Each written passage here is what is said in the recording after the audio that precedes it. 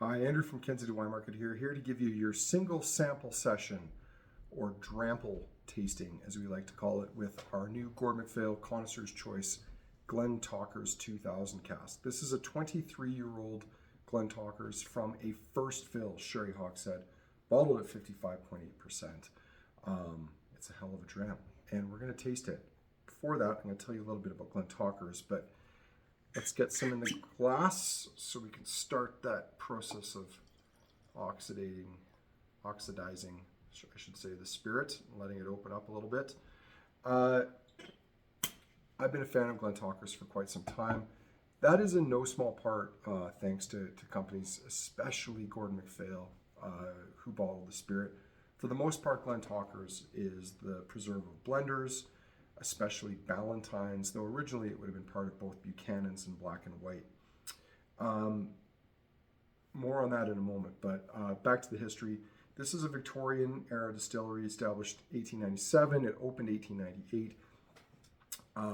Part of that late 19th century boom as Scotch was becoming a global commodity and spreading around the world. The distillery was renamed Glentauchers Glenlivet, little hyphen in there, Glenlivet, in 1903, which is something that a lot of distilleries did. And you'll see it occasionally with companies like Cadenheads or Cadenheads. They love to point out all the distilleries that at one point in time added the name Glenlivet to their name. And they did this for a very good reason. In the 1820s, when Glenlivet decided to go legit and take out a license, their whiskey was perhaps because they were a legit concern and had to follow the rules. The quality of their whiskey was perceived to be higher than a lot of the other whiskey that was out there. So other distilleries, as they came along and started trying to build brands to emphasize the quality of their spirit, would add the name Glenlivet to their name. Macallan, for example, at one point in time called itself Macallan Glenlivet. Even Springbank, way down in Campbellton at one point, it was Springbank Glenlivet. Glentauchers is another one of those distilleries that did that, though that practice has long since gone away. In 1966, the distillery went through an expansion. This was in the major 20th century whiskey boom that started in the years after World War II. In 1966, the distillery went from having 2 stills to 6. Today it produces a little over 4 million liters a year, making it about a mid-sized distillery. It's in the Pernod Ricard Chivas stable of distilleries. Chivas acquired it in 2005. It had been mothballed in 1985 by what we would now call Diageo, though it was one of the forebears of that company. Surplus to production, that big whiskey boom at the end of World War that started in the years after World War II and carried on until really the late 70s, imploded in 1982, 83. We saw a ton of distilleries close. Glentauchers was one of the last ones from that Diageo stable of distilleries to shut down, but it was picked up by Allied distillers, and then Allied in turn was acquired. Their portfolio became acquired by Chivas Brothers, and that's how Glentauchers, along with Glenbergie and Milton Duff, is part of a trio of distilleries that are really at the core of the modern Ballantines blends.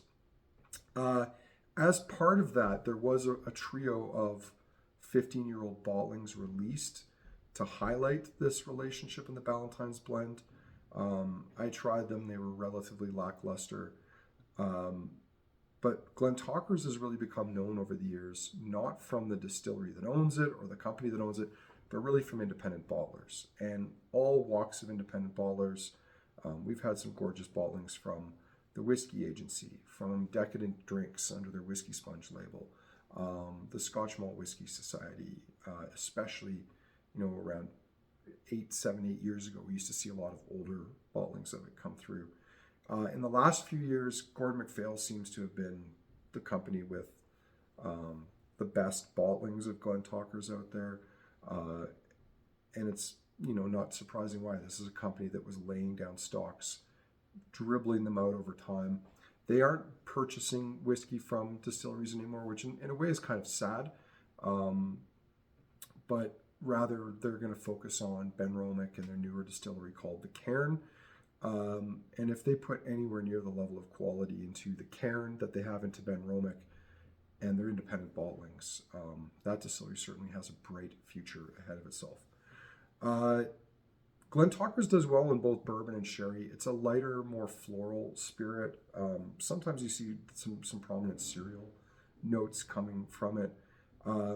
Not all distilleries kind of do well with both, but Glentauchers is certainly one of those that does. I love the whiskey, especially in refill casks after 20, 25 years. It oxidizes well. It becomes very tropical, waxy, and pretty. But it does well in sherry too. And one of the things that's notable is this isn't just any old sherry cask. This is Gordon MacPhail Sherry. I've come to feel over the last few years that they are the gold standard for sherry. Other people may be doing as well as they are, but no one is doing better or succeeding or exceeding what they're putting out there. Their sherry casks are seasoned longer than the industry standard by quite a bit. They also specify a thicker stave. They're essentially trying to replicate what were called sherry transfer casks, where sherry was transferred from Spain to the United Kingdom to be sold and bottled. And the benefit of those thicker staves, in addition to the longer seasoning, is you get a slower maturation. This isn't about leaving sherry in a cask and getting a dark whiskey really quickly. This is about, elegant, long-term maturations. And this is a great example of that. 55.8%, 23 years in a First Fill Sherry Hogshead. Pick up your glass, let's give it a nose. Now, if you've tried our Ardmore cask as well, this is quite different. Like, the two whiskeys have got a very different profile. This is more of a newer school style of sherry. It's spicier, it's earthier, but this is as good as that new school style of sherry can be. Loads of chocolate, very fruity. When I wrote my initial tasting note for this, I must have been craving like chocolate ice cream bars, because I was thinking of like chocolate dip DQ soft serve and Haagen-Dazs bars. There's some jammy fruits in there, like loads of berries, like strawberry, raspberry. Moving into Christmas cake and some nice spices as well too. Loads of licorice.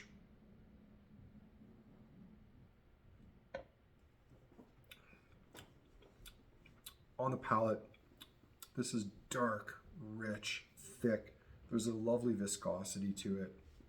Lots of licorice, both candied licorice, but also like softer licorice jujubes, brandy-soaked cherries, dried fruits, your raisins, dates, and figs, licorice all sorts, and some nice, like as with the nose, some nice chocolate tones coming through as well.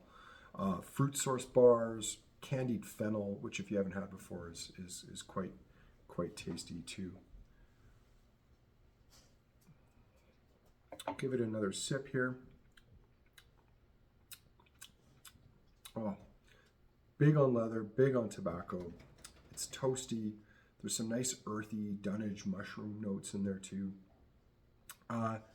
Anyone looking for like a mature sherry bomb of a whiskey, this is what you're looking for. It's not too over the top. It's a little bit of what I like to call dumpy. It's a sort of thick, gooey sherry, but the spices and the leather tobacco notes that are in there round it out nicely. Lots of complexity, lots of layers, some nice elegance. And I think the last thing that's worth noting is this is a whiskey that can benefit from a little bit of breathing, from a little bit of air. This bottle's now been open for about a week, and it's really starting to come on. I found when I first opened the bottle, it was quite tight. It just needed a little bit of time to oxidize and open up. And that's true of when you pour it into the glass. Let it sit there for a minute or two. I used to say don't swirl your whiskey, but with a whiskey like this, that's just going to speed up that oxidative process a little bit and really give you a full impact of the flavor. So that's our Glentauchers 2000, 23 years of age, First Fill Sherry matured from our friends at Gordon MacPhail. Once more, to Richard and everybody at Gordon MacPhail, thank you for the opportunity to bottle another incredible bottle of mature Scotch whiskey. It's $300 a bottle, exclusively at Kensington Wine Market. Check it out on our website. Hope you enjoyed this tasting. We'll talk to you again soon. Cheers.